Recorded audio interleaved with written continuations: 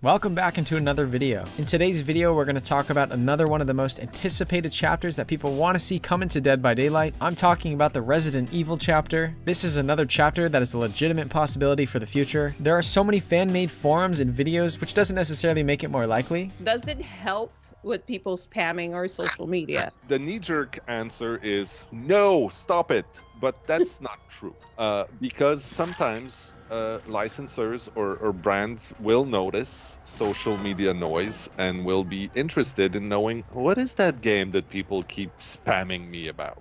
So it might have a positive impact. How's it going, guys? My name is Schmuckles. Today we're going to overview the Resident Evil franchise, the copyright holders, and therefore the action that Behavior would have to take to bring this chapter into the game, as well as rumors and speculation that's out there about Resident Evil and Dead by Daylight. Make sure to stick around to the end of the video if you want to see an interview that I found where Dead by Daylight game director Matthew Cote actually talks about the Resident Evil franchise. Also, guys, make sure to like this video and subscribe to the channel if you want to be notified when I continue this video series. I'm putting out another video very soon where we're going to investigate another popular license. I've seen a bunch of Resident Evil concepts while searching the web. There's a lot of different possible killers that could come from the Resident Evil franchise. Most of the Resident Evil concepts are focused on Mr. X from Resident Evil 2 or Nemesis from Resident Evil 3. A little background: Resident Evil is a Japanese horror video game series, also known as Biohazard in Japan. The first Resident Evil game was released for PlayStation in 1996. This game was extremely well received and is often credited for defining the survival horror genre. That first game is often thought of as one of the greatest video games of all time. After that first video game, 12 more releases came out, 3 of which were remakes of previous video games in the series. The franchise follows people who are trying to survive the outbreak of zombies and other monsters. So there's Resident Evil 1 through 7, and then there's remakes of 1, 2, and 3. And coming this summer is the sequel to Resident Evil 7 titled Resident Evil Village. There's about a dozen smaller arcade-like Resident Evil games that are sprinkled in between the releases of the bigger games I just mentioned. So this video game series is massive. Resident Evil also has live-action films, animated films, and a television show, all of which came from the initial video game series. Resident Evil could definitely come to Dead by Daylight very soon. We know that for the 4-year anniversary last year, Behavior released the Pyramid Head in the Silent Hill chapter. Ever since that point, when Behavior brought in a killer from another video game, people started to speculate a Resident Evil chapter. Some people think it's most likely to come in for the chapter 25 year. Capcom is the company that developed and published Resident Evil. The Capcom headquarters is in Japan. We're talking a giant video game dev company that was founded in 1979 and has an estimated revenue of $19.4 billion. And that's as of 2019. They've released all the Resident Evil games, and Resident Evil is one of their most successful projects. So Capcom owns the copyright license to the Resident Evil franchise. Behavior would have to get the license through them in a financial settlement if any of the characters from Resident Evil were to come to DBD. They do their best to keep these sort of interactions a secret. These negotiations are very delicate. And tend to be very delicate, and it's back and forth, and it's sort of a flirty dance that you do until everybody agrees that, yeah, we're going to go out and it's going to be cool. Let's say we come out and say, oh, by the way, right now we're in negotiations with some people about bringing Garfield into Dead by Daylight, but we're not sure it's going to happen because there are still things to discuss. And then we have an outpouring of fans going, it's going to be shit, Garfield's the worst. Garfield's actually super racist against dogs. You can't have that. And that might actually put extra complications in the conversations we have with the license. Also, any legal conversations before it's signed should be kept private. I think it's probably not a written rule. Again, not a lawyer, but it's probably the case. It just seems like the most professional way to handle this sort of agreement, especially like Cote said, before any contracts are signed. But they have their other reasons too. If we tell you beforehand and it doesn't happen, well, there's going to be a lot of disappointed people out there, and we never want people to be disappointed about something. So we try to only tell you that things are coming when we know they're coming. The marketing people like to be able to make surprises. And how could we possibly tease and reveal if you already know it? Nemesis, one of the strongest monsters in the Resident Evil franchise, is in a lot of the DBD concepts out there. I mean, he's a giant compared to a lot of the humans in Resident Evil 3. If this collaboration were to happen between Behavior and Capcom, Behavior would have to resize Nemesis. Capcom would probably have some say in this. The final word is always with the owners of the license, and that's absolutely fine. It means that we create characters, we show them, and they go, yeah, that doesn't look exactly like my character. He should be bluer, or he should be slightly taller, or his hair should be longer.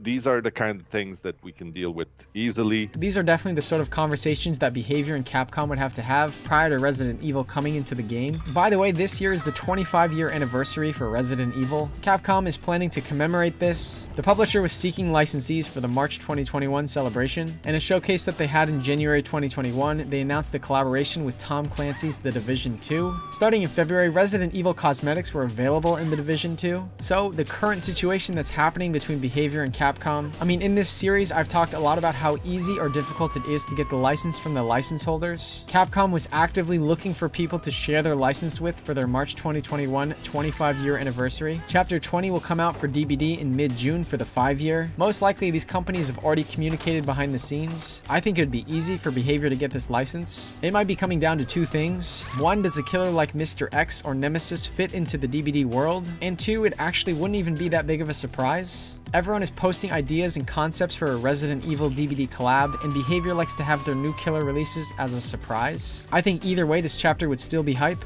It might not be as big of a surprise, but the announcement of a Resident Evil chapter coming to DBD would get everyone excited, and most importantly, it would grow the DBD community. Resident Evil is very popular in Japan. They've actually released different versions of the game, where one is specifically for Japan, and this is part of their secret to success. The Japanese version typically stresses the characters, while a lot of the other versions stress the environment. Based on this article that I found about Resident Evil Resistance, its highest region of popularity is in Asia, more specifically Japan and Taiwan. Dead by Daylight is also very popular in Japan. There's so much hype for DBD in Japan that the first official tournament took place in January of 2021. The prize pool for this tournament was 3 million yen or $27,000. Behavior streamed live streams of this tournament on their YouTube channel, and it was very successful. Adding a Resident Evil chapter to DBD would be tapping into that Japanese player base that we see in Resident Evil. Of course, the Oni chapter is doing this as well. Matthew Cote made some comments on the DBD Japanese player base in this article that was posted in August 2020. When it comes to Japan specifically, I believe our success is due to a combination of factors. Japanese players love a game with a deep lore, and we have managed to create a really interesting backstory to our game, which we continually add to. Japanese players also love horror, and as we're making more and more clear every day, Dead by Daylight is becoming the Hall of Fame of horror. I mean, we're not talking about a movie license where only a percentage of the fans like video games. Behavior has the chance to reach almost the entire pool of Resident Evil fans. I think that other than the fact that everybody's guessing this chapter so much, it would be a great chapter to add into DBD. Matthew Cote has even admitted we have been on the lookout for opportunities to engage with our fans in Japan constantly, so it seems like there's a good chance that this chapter will come into DBD in the future. That's about gonna do it for this video. I wanted to end this video with that interview where Matthew Cote addresses the Resident Evil speculation. Make sure to like this video and subscribe to the channel if you want to be notified when I post the next video in this series. Thank you guys so much for watching this video. I'll see you in the next one. One that keeps coming up, at least in the video game space, is